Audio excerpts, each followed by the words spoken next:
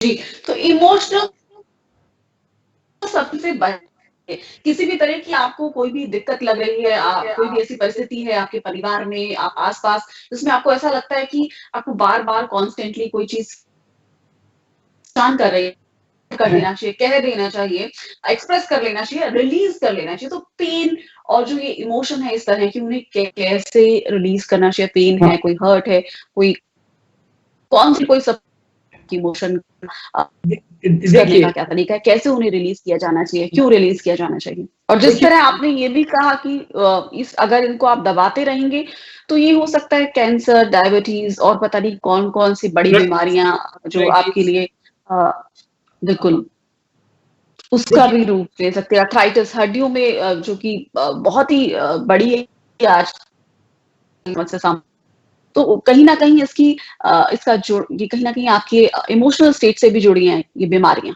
बिल्कुल नहीं क्योंकि इमोशनल सिस्टम पे प्रेशर पड़ रहा है।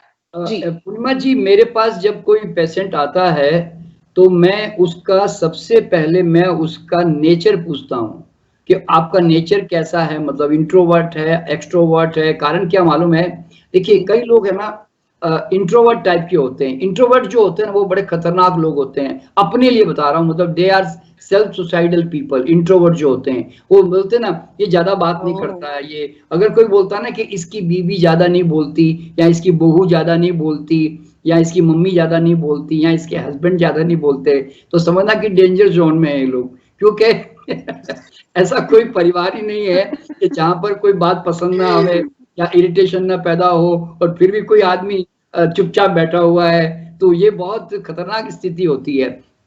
मैंने ऐसा देखिए मैं इस बात को लेकर ना कई बार बड़ा हैरान होता रहा।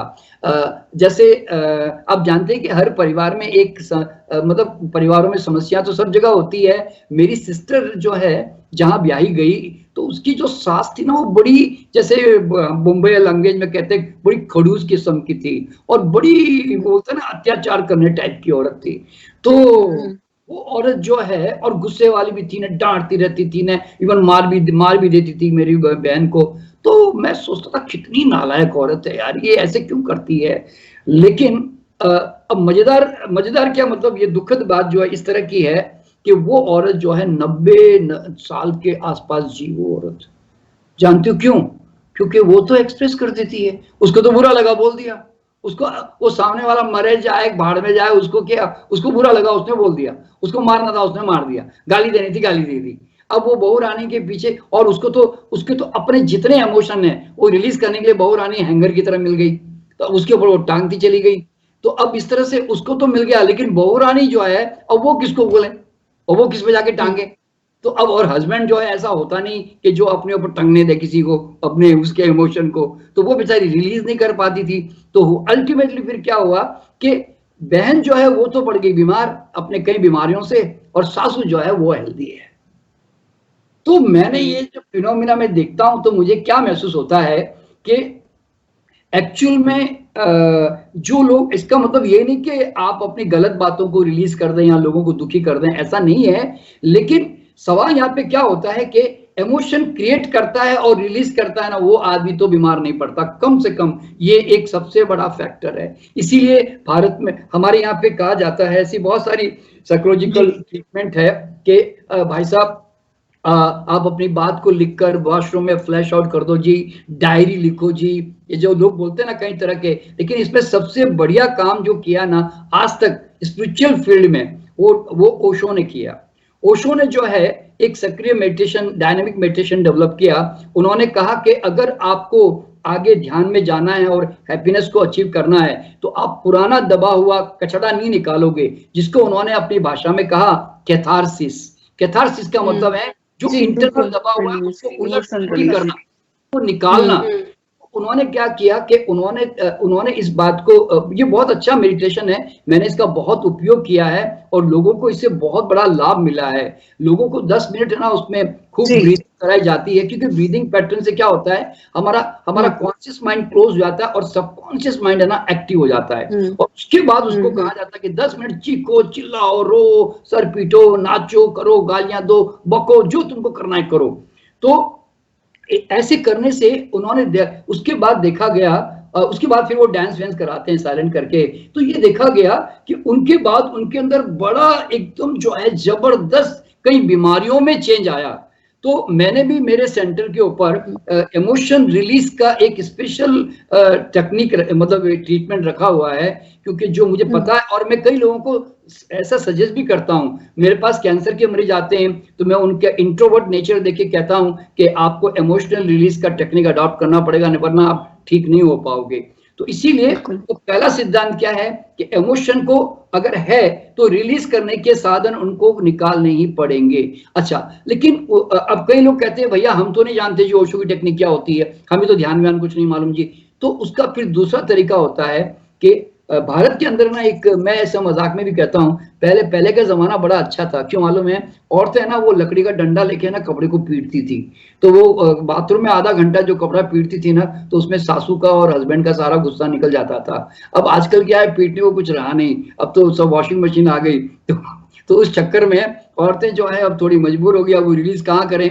तो एक्सरसाइज जो होती है, एक्सरसाइज के अंदर भी क्या होता है कि हमारा इमोशन काफी हद तक थोड़ा रिलीज हो जाता है जी, और पेंट अप एनर्जी जिसे कहते हैं वो हाँ रिलीज हो जाती है। एनर्जी जो हम कहते हैं, तो वो जो है वो हमसे हमारे से रिलीज हो जाती है।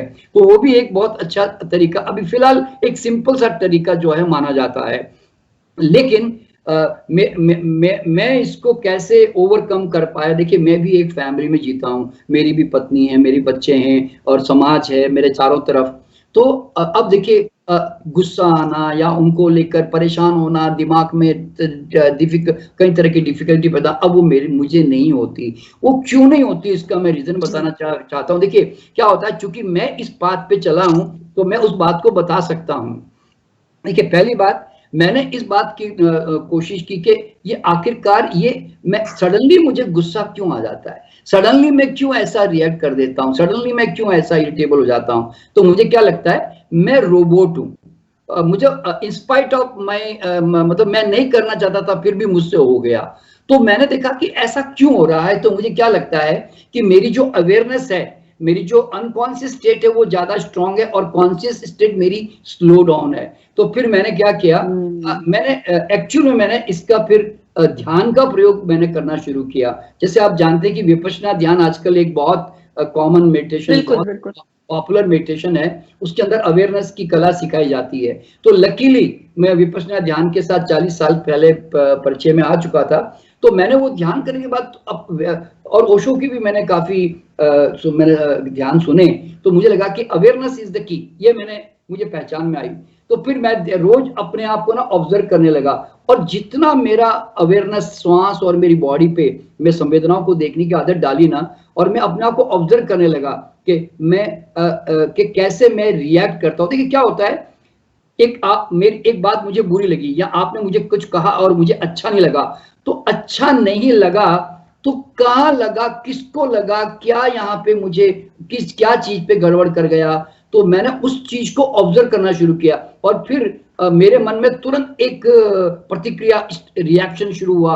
तो ये रिएक्शन की जो चेन होती है ना, उसको मैंने क्लियरली ऑब्जर्व करना शुरू किया। भाई इसने मुझे गधा कहा, और मैंने तुरंत अपनी इमेज की स्केल निकाली और मैंने मेजरमेंट करके देखा, मैं तो गधा तो हूं नहीं, मैं तो थोड़ा और ज्यादा इंटेलिजेंट हूं।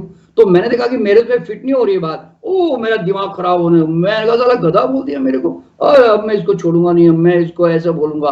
तो अब मेरे अंदर क्रोध आने के पीछे रीजन क्या है? मैंने देखा मेरी एक इमेज क्रिएशन है, एक अहंकार मैंने अपना बना के रखा हुआ है, और यही मुझे दुखी करता है। और फिर जिसका जितना बड़ा अहंकार वो उतना बड़ा दुखी। आपने देखा होगा, मैंने कई लोग ऐसे देखे हैं कि जिनको तुम कितनी गालियां दो वो सुन के चुप, इस कान से निकाल किस कान से निकाल दे, बोलते ना ऐसे।